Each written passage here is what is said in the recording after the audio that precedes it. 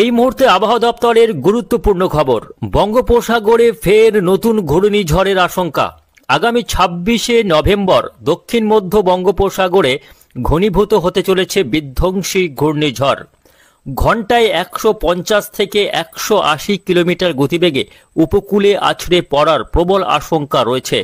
এর প্রভাবে আগামী ২৭ বা ২৮ তারিখ থেকেই শুরু হতে পারে ঝড় বৃষ্টি।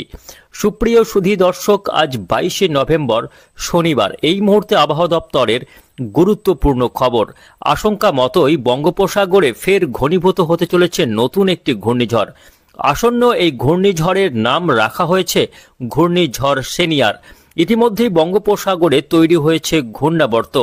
তো আসুন জেনে নেব আজকে শনিবার সারাদিন আবহাওয়া কেমন থাকবে, আগামী 5 দিন আবহাওয়াতে কোথায় কেমন পরিবর্তনের সম্ভাবনা রয়েছে এবং আসন্ন এই ঘূর্ণিঝড় ঠিক কবে কখন তৈরি হতে চলেছে, এর প্রভাবে বাংলায় কবে থেকে